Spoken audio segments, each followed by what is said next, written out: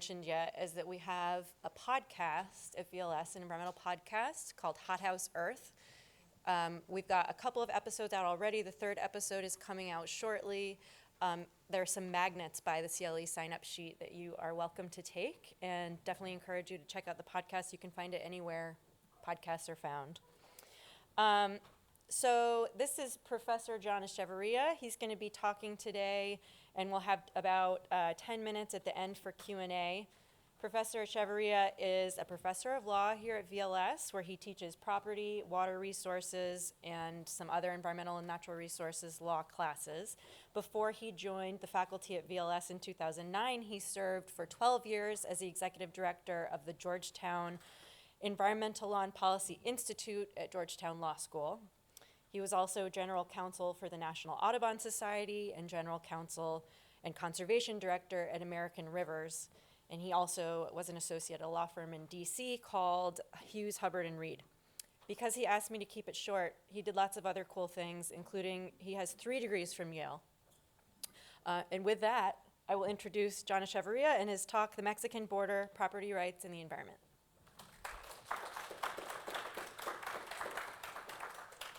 So this is not merely a hot topic. This is a sizzling hot topic. I am going to be talking about a decision from late last month, a decision issued a week ago, and an argument in the Ninth Circuit scheduled for a week from today, just to give you a sense of how hot this topic is. The subject is the border and the border wall, the law and the whole variety of fascinating legal issues surrounding the border and the border wall. So we will start with this miscreant, who you all probably know, who surprisingly is responsible more than anyone else in America for creating our national obsession about the border and the border wall. And this excerpt from a Forbes article explains why.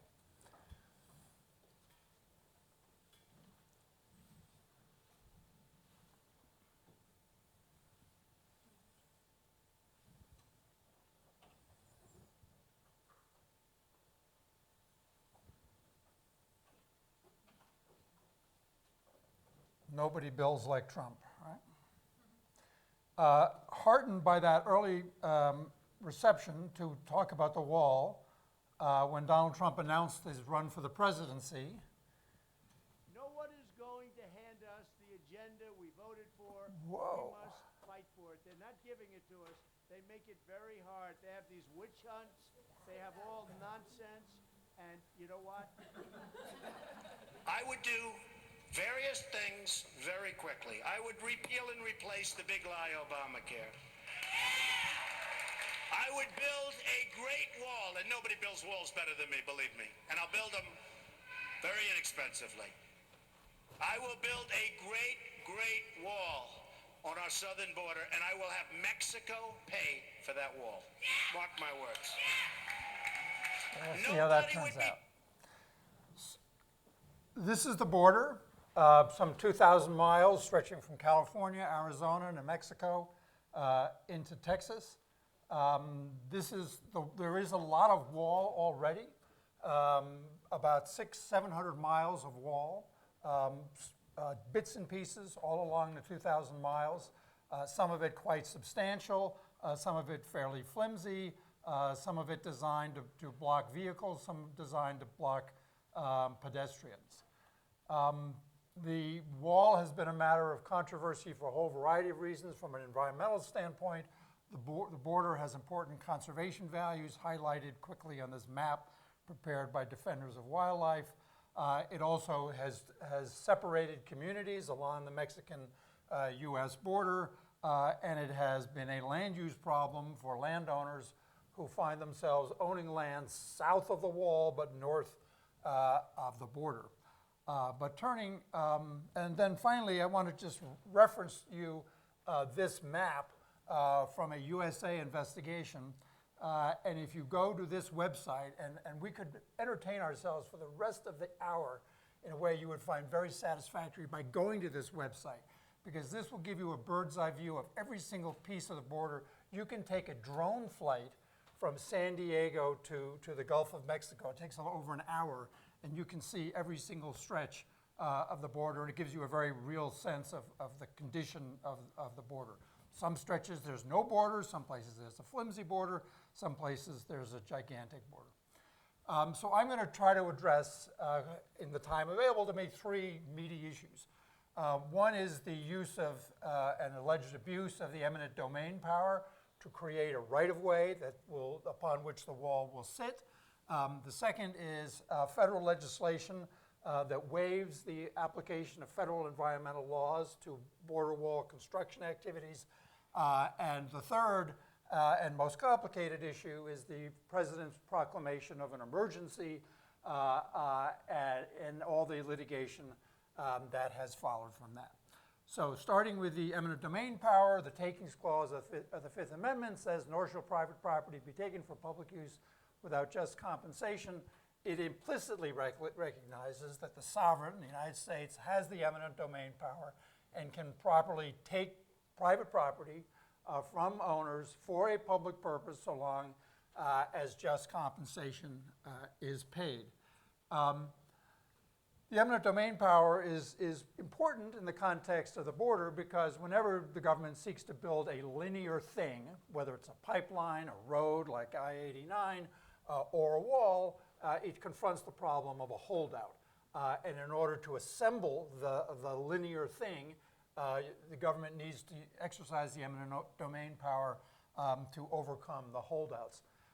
Interestingly, I discovered in the course of doing my limited amount of research on this topic that the eminent domain power is vitally important to establishing border security in Texas, but less so in California and New Mexico and Arizona because of something called the Roosevelt easement, which was established by Teddy Roosevelt in 1907 when he reserved from the federal domain lands, which existed in those three states, but not in Texas, a 60-foot corridor north of the border for governmental use and retained in permanent public ownership in order at that time to control smuggling across the border. So the United States has established and has retained broad access rights and rights to manage a 60-foot corridor north of the border, a little more facilitating border security, a little more complicated in Texas where that doesn't exist. Our president, who knows quite a bit about eminent domain, having used it in his own development activities, is a fairly articulate spokesman for the eminent domain power. And I apologize for this. Discover the new language of travel. Those of you who took my property class got to see a long-winded interview he did with Fox News talking about how much he loved eminent domain. And this is his version, the border version. Many of those who own property on the southern border will lose their property because of this. And once this happens, they say that they could go to court with you for years. It could take years. Without eminent domain, you wouldn't have any highways, you wouldn't have any schools, you wouldn't have any roadways. What we're doing with eminent domain is, in many cases, we'll make a deal up front, and we've already done that. The Secretary has done a lot of that. And if we can't make a deal, we take the land and we pay them through a court process, which goes actually fairly quickly. And we're generous. But we take the land. Otherwise, you could never build anything. If you didn't use eminent domain, you wouldn't have one highway in this country. You have to use eminent domain. It's actually something you don't want to use it, but if you're going to do a stretch, as an example, on pipelines and other things that go, you have to use eminent domain. Otherwise, you'd never be able to buy the land. If we had one person that wouldn't sell us out of hundreds, just one, it only takes one, then we wouldn't be able to build proper border security because we'd have that big opening that I was talking about. So what happens is some are paid up front. You make a deal up front, and we're willing to do that in all cases. And when they're unwilling to make a deal, which also happens, then you go to court. But in the meantime, we're able to build the border security. So I think it's a fair process. I think it's a process that's very necessary, but I think it's fair. But that couldn't that hold up your wall? No, it's not going to hold it up because under the military version of eminent domain and under actually Homeland Security, we can do it before we even start. Now, a lot of times we'll make a deal. And I would say a good percentage of the time we're making deals. We have already purchased a lot of it. You know, a lot of the money that we've been given has already been spent on purchasing the land, the right-of-way. It's essentially a right-of-way. So we are very, very far along on that. But eminent domain is something that has to be used, usually you would say for anything that's long, like a road, like a pipeline, or like a wall or a fence. Okay? Thank you. Good question. It's a good question. He usually doesn't compliment reporters. I got involved in the border issue because I've done a lot of takings work, and so people contacted me and said, well, what do you think about the border? Because eminent domain seems to be such a big issue. And so that's sort of my entry into this, but I'm here to tell you that from a legal point of view, the eminent domain issue is kind of a non-issue, right?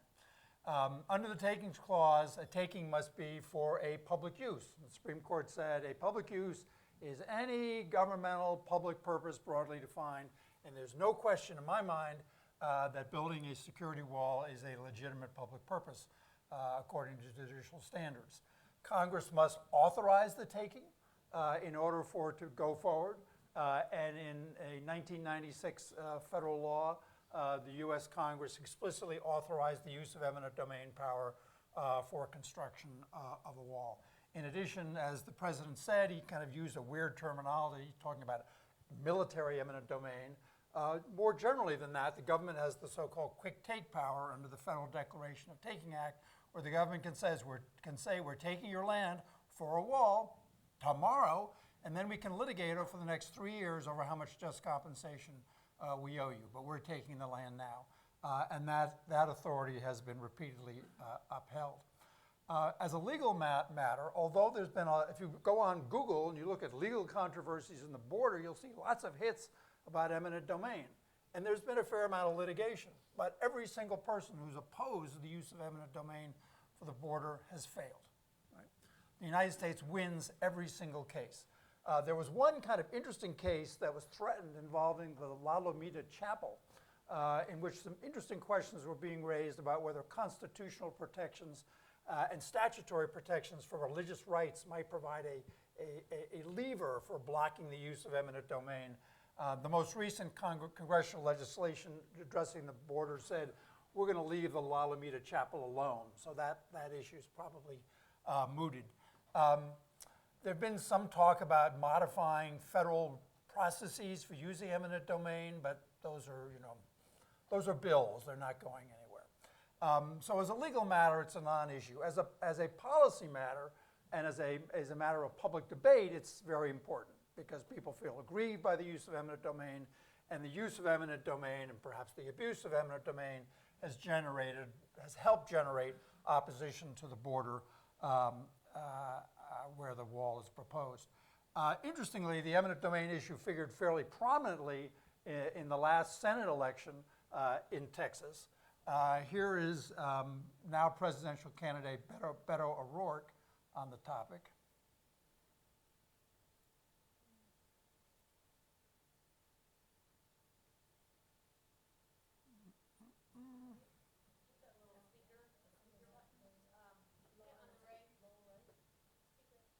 Make the most out of everyone who's working in our communities All right, to again. Texas, and making sure that our state, in Texas, and making sure that our state, the defining immigrant state, is the one that leads the country on immigration going forward. Not just stopping walls, but making sure that we make the most out of everyone who's working in our communities today. Do you oppose the wall? I do. It makes no sense at a time of record safety and security, and any wall that will be built in Texas will be built on the land of ranchers and farmers and private property owners. We would have to use the power of eminent domain to take that land from Texans to build a wall that will cost $30 billion that we have no use for whatsoever. You know, it's interesting to me.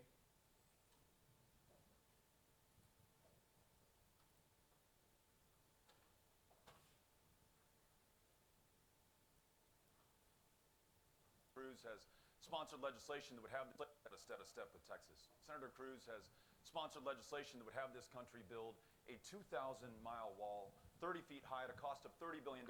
And that wall will not be built on the international border between the United States and Mexico, which is the center line of the Rio Grande.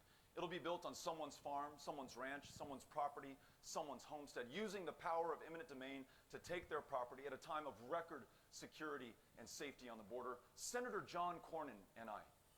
So that's sort of a mind-bending clip. You know, this is a Democrat running for the Senate in Texas against a Libertarian Republican and using eminent domain against him. But those were the politics. Here is Cruz's pushback on this issue.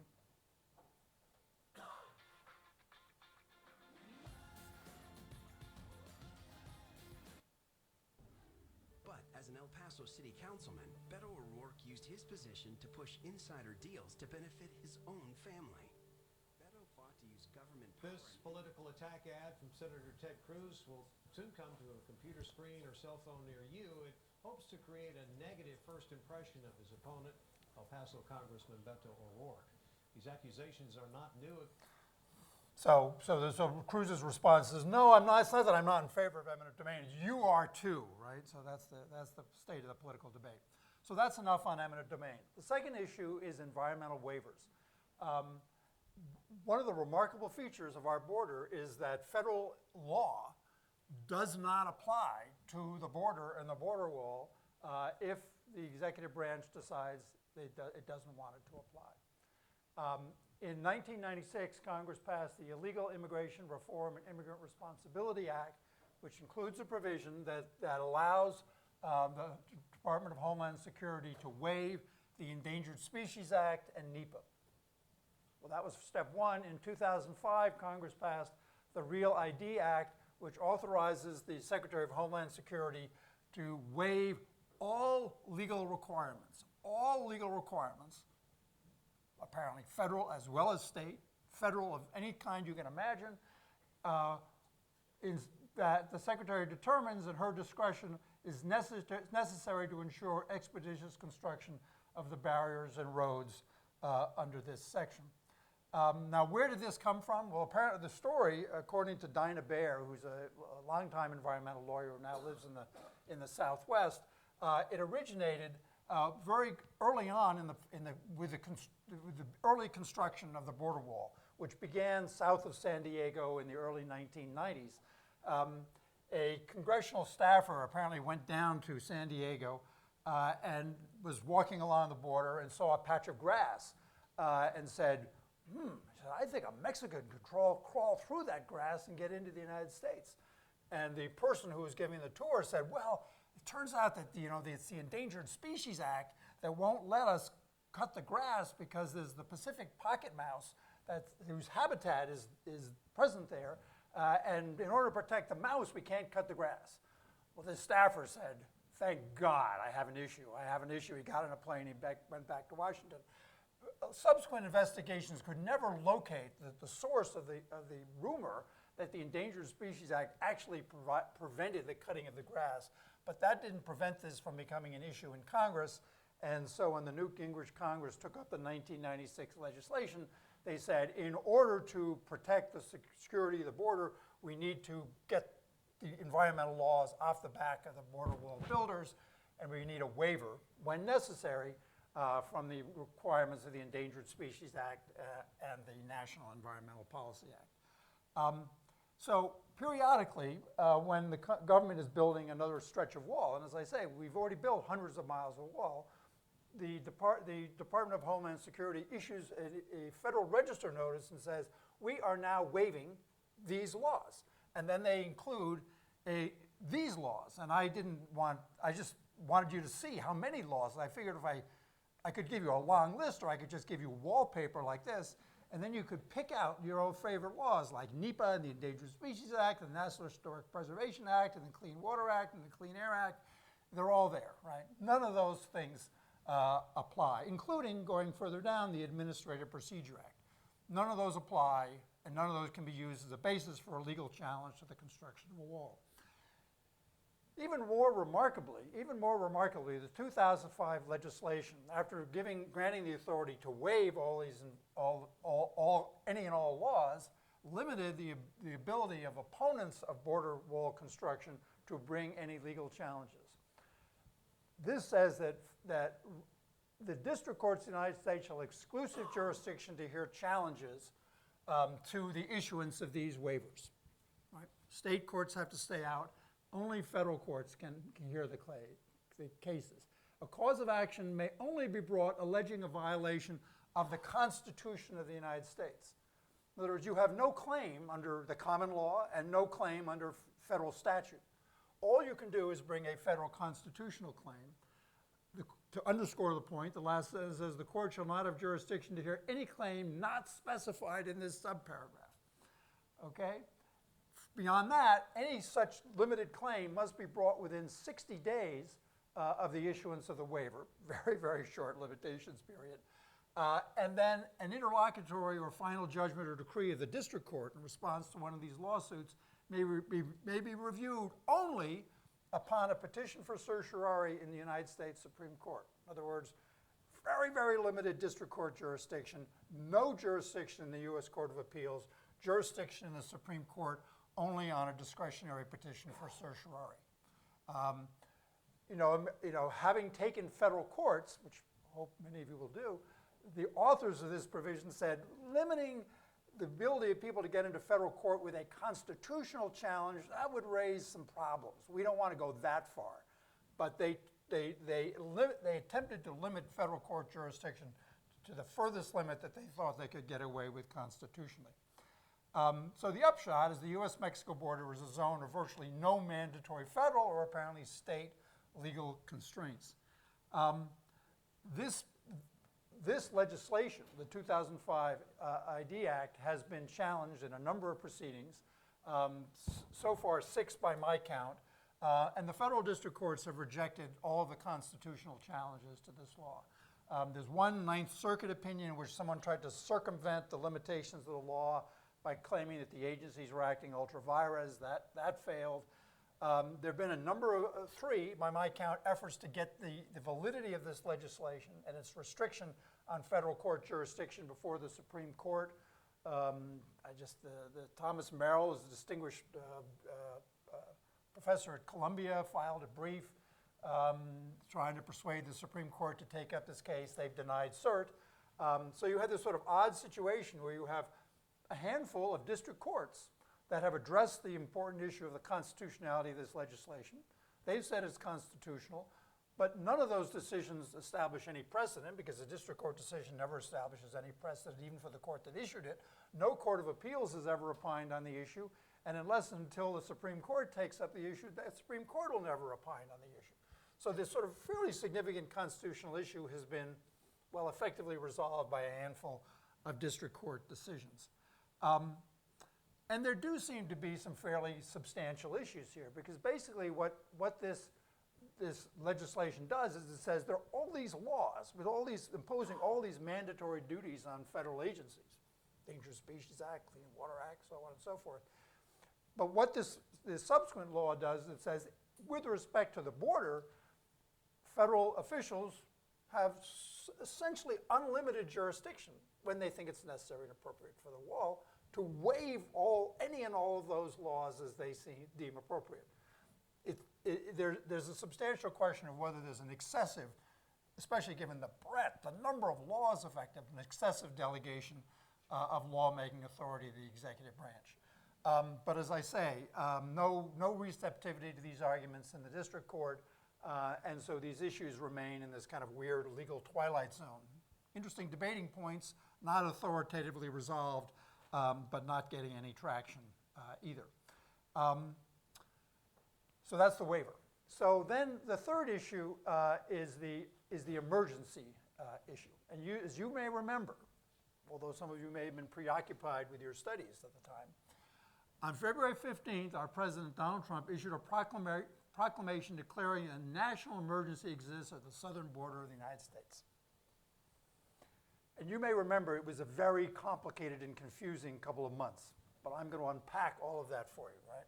And the legal significance of the story. So, I don't know why I put that in. That's the Donald in London, right? So this is the proclamation. You can read it yourself. It's familiar.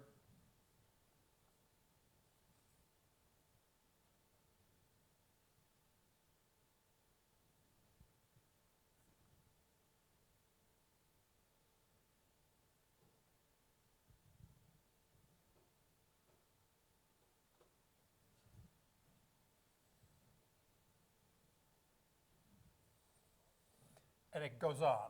It goes on in that vein. You remember. You've heard it. You saw it on television. So where does this all come from? So this is the backstory.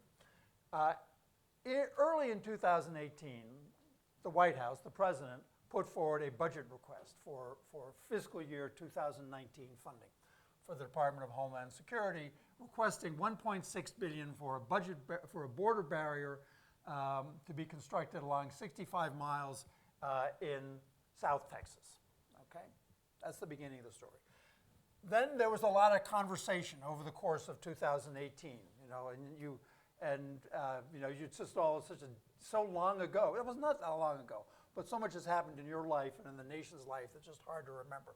There was lots of fighting over that budget, right? And the negotiations did not result in agreement on what the budget should contain. And then on December 2018, after you left the school, after your final exams, President Trump famously said, "I've made my position very clear. Any measure that funds the government must include border security. It has to, not for political purposes, but for our country, for the safety of our community." The result of that was the famous government shutdown, right? 35-day long, longest partial shutdown of the federal government in our nation's history. During the shutdown, in early January, the White House said, "I don't think $1.5 billion is going to cut it. We need more than that." And they sent a message over to the Senate, and they said, "Now we've determined that the emergency is such that we need $5.7 billion for the construction of a steel barrier for the southwest border," right? So upping the ante all along. This went on, the shutdown went on until January 25th. This was the president up, there's a president down, there's a president losing, and Nancy Pelosi emerged as a great hero. President buckled, and he agreed to a 3-week extension. And then finally, on February 14th, 2019, Congress passed the Consolidated Appropriations Act of 2019, providing $1.375 billion, close to what he originally asked for, but not the 5.7. And then there were various kinds of limitations about the locations where the money could go and the kinds of designs that could be used, and fair number of constraints. Right? This was all negotiated out, and that was signed the following day on February 15th. And the shutdown was over, and the Consolidated Appropriations Act was enacted, and the $1.4 billion was available. But on the very same day, the President of the United States announced that he was, speaking officially, not happy with the appropriations bill. And he therefore issued an emergency proclamation in order to direct more money to the border over and above the $1.375 that Congress had agreed to appropriate in a bill that he had signed. At the same time, he announced, "And I've got money in my pocket that I can use to do this." Because we've been looking around in the federal budget, and we've found billions of dollars that can be used to fund this, to build on the 1.375. Thanks for the 1.375, but now we need more, and we're going to find it. And he said in his early press release that there's over $600 million in something called the Treasury Forfeiture Fund. This is a fund maintained by the Secretary of the Treasury, which collects forfeiture payments to the United States as a result of civil or criminal proceedings. It accumulates millions of dollars. The Secretary of the Treasury has broad discretion to allocate the money to other federal agencies for worthy purposes. There's also the Department of Defense budget has a big line item budget for construction, as you can imagine, billions and billions of dollars of construction. And there's also a line item in the Department of Defense budget for counter-drug programs and activities. And he said, we can dip into these areas and we can put together the money we need to build a wall based on my proclamation of an emergency. Now you might say, well, what's with the emergency? Why an emergency? Why did he declare an emergency? What did that get him? Why did it have to be an emergency? And that takes you back to the National Emergencies Act of 1976. Now, the president's been declaring emergencies for decades before then. and the whole question of the scope of the president's power to declare emergencies, with or without congressional support or in the face of congressional opposition, raises all sorts of weighty constitutional issues. But this isn't really a constitutional issue. This is a statutory issue. In 1976, Congress passed the National Emergencies Act, and it says the president can declare a national emergency. And that's really all it said. It doesn't say what a national emergency is. It doesn't say what a national emergency has to be or can't be. It doesn't prescribe a process that the president has to follow in determining there's a national emergency. It simply says he can declare a national emergency. The effect of the president doing that under the National Emergencies Act is it triggers scores of other laws that are scattered in the U.S. Code that say the president, in the event of a national emergency, can do such and such. Right? So this is sort of this is the statute that sets up the predicate act of a declaration of an emergency that triggers the application of a whole variety of other laws. Originally, this act, when it was passed, included a provision that said if Congress is unhappy with the president's declaration of an emergency, they can pass a joint resolution. Half plus one in the House of Representatives, half plus one in the U.S. Senate, disapproving the declaration of the emergency, and it will be rescinded. But within 10 years of the passage of this act, Congress, the United States Supreme Court issued its famous Chadha decision, invalidating the so-called legislative veto of executive branch action. Basically, what the Supreme Court says is, if the president exercising legitimate executive branch authority does something that Congress doesn't want, well, then Congress has to pass a new law. And then they have to present it to the president, and he gets to veto that. And if he does, then they get to override the veto. But what you can't do, the Supreme Court said, what you, Congress, can't do is pass a law that says we authorize the president to do various things, but if we don't like what he's doing, then we're just going to pass a measure that says, nah, not that. You can't operate that way. So this provision providing for recall of emergency declarations by joint resolution of Congress was invalidated.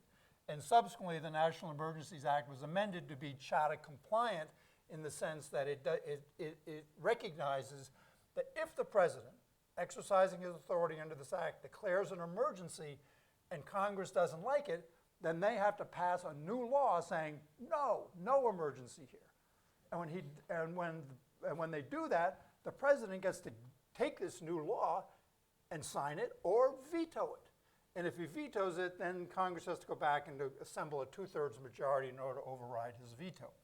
And all that became very important following the issuance of the 2019 proclamation, because following the president's announcement of a national emergency, both the House of Representatives and the U.S. Senate passed expressions of disapproval, resolutions opposing.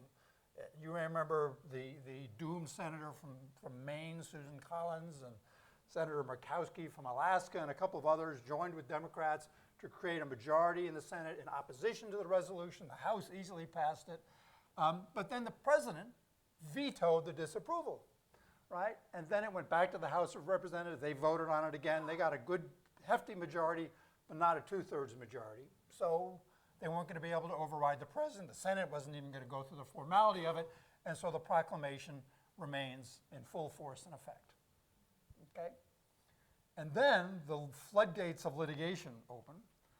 I'm sorry, before I get to that, the critical thing about this declaration of an emergency by the president is that apparently the first instance in history in which the president has issued an emergency proclamation in order to secure for his use funds that the Congress has denied him. The president has declared emergencies in all sorts of situations, the 9/11, or in order to freeze assets of terrorists, or a whole variety of contexts. The Brennan Center at NYU has put out a report detailing all the various uses of the Emergencies Act and all the kinds of national emergencies presidents have declared. This is the first one in which the president said, it's a national emergency because I asked for $4 billion and they only gave me $1.5 billion, and that's an emergency, and I'm going to declare an emergency so I can get the extra $2.5 billion. That never has happened before. And the context in which this arises highlights the significance of the federal appropriations process. And if you want to be a success in life, in the law, and particularly in Washington, D.C., it would be great if you could understand the appropriations process, because almost nobody does, and I certainly don't. But if you could understand the federal appropriations process, you would be a made person. I just give you that aside. The critical feature of the Constitution for this purpose is the so-called Appropriations Clause, which says that no money shall be drawn from the Treasury but in consequence of appropriations made by law. And then that's reinforced by a handful of federal statutes, one of which says appropriations shall be applied only to the objects for which the appropriations were made, except as otherwise provided by law, and an amount available under law may be withdrawn from one appropriation account and credited to another or to a working fund only when authorized by law. The upshot of all this is that when Congress has the power of the purse. Congress passes an appropriations bill, and it identifies hundreds of little buckets, and it says we're putting money in this bucket, and that bucket, and this bucket, all these little different buckets, and we expect the money in those buckets to be spent on the purposes that we specify. So when Congress passes an appropriations bill and sends and authorizes and provides for the expenditure of billions of dollars, it's not then the responsibility of the president to say, thank you, great, now I'll decide what to do with it. Instead, the president is bound by the terms of the appropriations bills. Right? So when the president says, I'm declaring a national emergency in order to get more money that hasn't been appropriated for my purpose, he runs directly into this constitutional protection for Congress's appropriations function, as well as all these statutes. Hence, a whole bunch of litigation ensues. I think I've got them all. There may well be other pieces of litigation out there that I don't know about, but there are at least these 6. The Sierra Club versus Trump, in which there was recently a decision and is now on its way to the Ninth Circuit. Brought by the Sierra Club and a border-based conservation group. California versus Trump, which is the lawsuit brought by California and a handful of other states, including Vermont, challenging the proclamation. The U.S. House of Representatives versus Secretary of Treasury. This is a lawsuit by the U.S. House of Representatives, authorized by a vote of the U.S. House of Representatives. An Enviro lawsuit, Center for Biological Diversity, Rio Grande International Study Center, and County of El Paso. Several of them in D.C., 2 of them in Northern District of California, 1 in the Western District of Texas. And these litigations raise essentially 3 issues. And I'm simplifying a bit, and a couple of the cases focus on one issue, and others focus on another, and some of them focus on a combination. But just to simplify, I'm just going to say collectively they address 3 issues. One is, was the president's proclamation of an emergency just unlawful, right? And the Exhibit A that the plaintiffs trot out is this statement that the president made at the time that he issued the proclamation. You probably remember this too from following the news, where he said, I don't need to do this. I'm just in a hurry. I'm just in a hurry. And it's all politics. So he put out this statement. My own sense is that the courts are going to be very reluctant to try to identify manageable legal standards for determining when the president can and cannot declare an emergency. And basically the argument here is that the president's proclamation of an emergency was bullshit, and the court should recognize that. The emperor has no clothes. I don't think the courts are going to be comfortable with that, and that claim is not likely to prevail.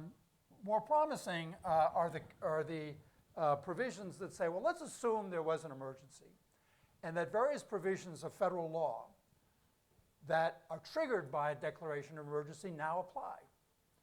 And what the president's theory is since I declared an emergency, I've triggered the application of these other statutes. But the problem is that these other statutes say, in the event of an emergency, the president can, in the event of an emergency, and provided that A, B, C, and D, and E are also true, then the president can do such and such. And basically, these these claims say, well, okay, let's assume there was an emergency and this emergency statutory power applies. The preconditions of A, B, C, and D are not also satisfied, and therefore he can't lawfully apply those powers. And then finally, there are some powers that the president has invoked to reallocate money that don't depend on an emergency. They're just sort of built into the statutes that say the president, when he wants to, as long as P, Q, and R are satisfied, he can move money around. And the argument is that the P, Q, and R are not satisfied. So far, there have been two decisions. One, which was issued a week ago by the District Court for the District of Columbia in the United States House of Representatives versus Mnuchin, held in a very interesting opinion written by a very young Trump appointee who's been a member of the Federalist Society since he was in diapers, said the U.S. House of Representatives lacks standing to challenge the president's violation of the laws governing the appropriations process. A very well-reasoned opinion, very carefully done. I don't have a firm conviction about whether it's right or it's wrong, but if you believe in the unitary theory of the unitary president, you will love this opinion. So there's that, and then there was an opinion issued just at the end of last month by the Northern District of California, granting a preliminary injunction to the Sierra Club and another plaintiff, blocking the president from using billions of dollars that he's proposed to use on the grounds that his attempted reallocation is illegal. In that litigation, there's no debate about the validity of the emergency proclamation, no debate about the process that the president went through to declare an emergency. There's also no issue about the use of the Treasury forfeiture funds. That's $600 million. That's a lot of money. And neither in this litigation or really any other serious litigation is anybody challenging the use of that $600 million. But the president did try to invoke a provision dealing with funding for counter-drug activities. And the court said, you can't use those funds because the need to reallocate those funds for your present purposes was not unforeseen. And in addition, you can't use those funds because in this instance, Congress specifically said you can't have the money for that purpose. And if Congress has said you can't have the money for that purpose, you can't use this provision to say, oh, I need it. And let me just briefly explain. This is the provision that says the Secretary of Defense can spend money and engage in activities dealing with counter-drug activities. Congress appropriated a tiny bit of money for this, all of which has been spent. But what the president wants to do is use this authority, Section 8005 of the Department of Defense Appropriations Bill, which gives the president very broad authority, or Secretary of Defense, very broad authority to transfer up to $4 billion of working capital funds to the Department of Defense or funds made available in this act to the Department of Defense for military functions, like anything, right? Provided that such authority to transfer may not be used unless for higher priority items based on unforeseen military requirements than those for which originally appropriated, in no case where the item for which funds or requests has been denied for Congress. What this is for is there's a 9/11 or there's a felt need to invade Kuwait, and the United States military needs access to billions of dollars quickly. And this is basically a long leash provided by Congress by Congress to the Department of Defense to say, yeah, you can tap into $4 billion. As long as you're addressing some unforeseen military requirement, and this isn't some item where Congress has actually talked about it and said, don't spend money on that. Well, that's exactly the situation. The district court said, well, that could apply here, except this is not unforeseen. This isn't like, a bombing of 9/11, the planes coming out of the sky. We've been debating this for a year. And Congress specifically said, we're not giving you more than $1.375 billion. So that provision doesn't apply. There was a second provision dealing with construction funds, which is this one, which is in the event of declaration by the President of a national emergency that requires use of the armed forces, the Secretary of Defense, without regard to any other provision of law, may undertake military construction projects and may authorize blah, blah. This was used by George Bush during the Kuwait conflict, where they needed to build bases in Saudi Arabia. He took the money, started building bases. And they have invoked this authority. And the district court said, I don't think this applies either, because the border wall is not a military installation. This is money that can be used to build a forward base in Saudi Arabia. It can't be used to build a border wall. So this doesn't apply either. At the same time, the court said, but I don't really need to issue a preliminary injunction on this, because although the administration is threatening to spend money from this fund, they haven't committed to do that. I mean, if they get, but then he said, but if they do decide to do it, and they may well in the next couple of weeks, then I'm going to enjoin that too. So effectively, this decision has blocked about 3/4 of the money that the president said he thought he had available to build the wall. The district court ended with this great line: Congress has absolute control over federal expenditures, even when that control may frustrate the desires of the executive branch regarding initiatives, if used as important, is not a bug in our constitutional system. It is a feature of that system and an essential one. Next week, a week from today, the United States will have a hearing on its motion for an emergency stay of the district court's preliminary injunction order pending an appeal. And there have been a flurry of amicus briefs filing in. So when that decision is handed down and you read about it in the newspapers, you will know all the background. That's it.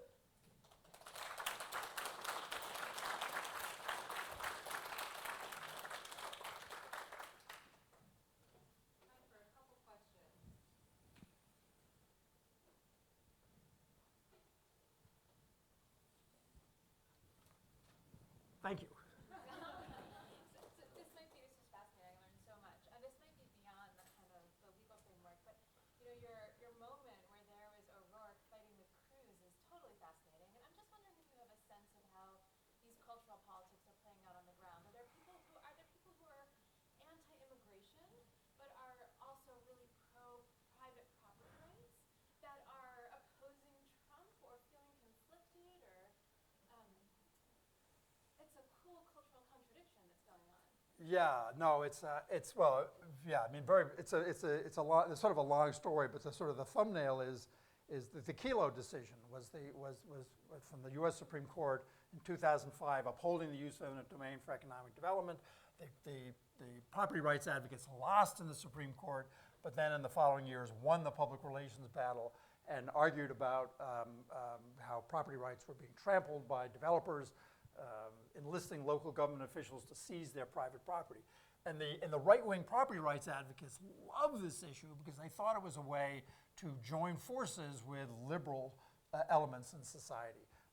And they would repeat the line, the familiar criticism of urban renewal, that that urban renewal is Negro removal, and that the natural issue to link African Americans and right-wing property rights advocates was the eminent domain issue. And they've worked that issue pretty successfully. Then there have been all these sort of weird cross currents. So then the Keystone Pipeline was proposed in the Midwest. The use of eminent domain was proposed for that. All the farmers out there called up the Institute for Justice and said, you know, our property rights are being trampled. You've got to come protect us. And they go, oh no, I don't think we're going to get in the way of, you know, Koch's gas operations. You know, no, we're not interested in that. So, and people go, well, why? I thought you were against eminent domain. You're not against eminent domain in this context.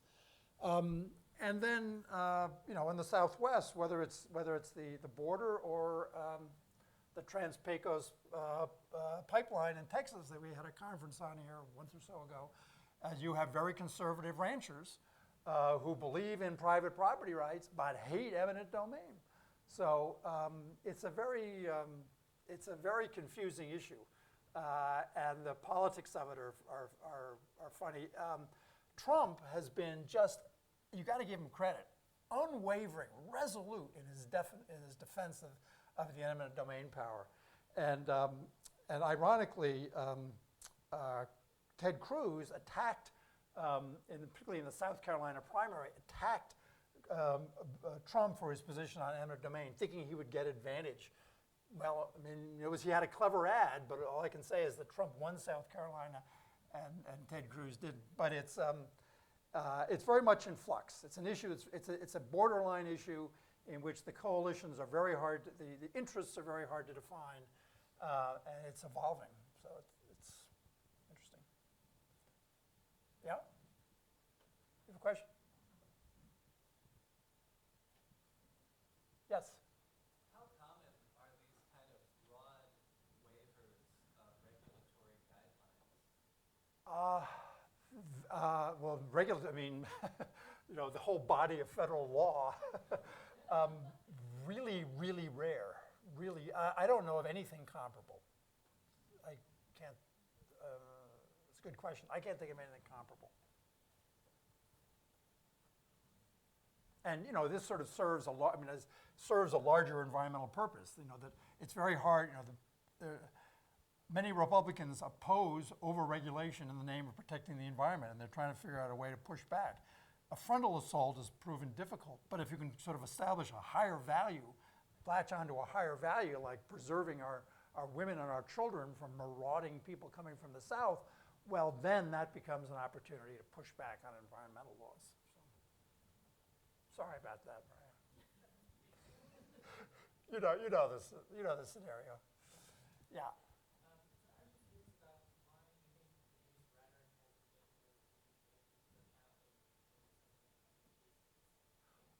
Oh, it has been. It has been. I mean, the very wonderful Northern District of California decision, quotes him at great length, and it's kind of jarring. You read this kind of professional, sober, legal material, and then you have this quotation from the president in the middle of it. You go, wow, he really is nuts. But I think all this stuff does play into it. And this quote I gave you will be a centerpiece, win or lose, in the judicial rulings on whether or not there was a valid basis for an emergency declaration. Yeah. What's your background? Where were you born? In Mexico. Oh, good. Can you explain a little how the court found that the House of Representatives doesn't have to pay? Well, the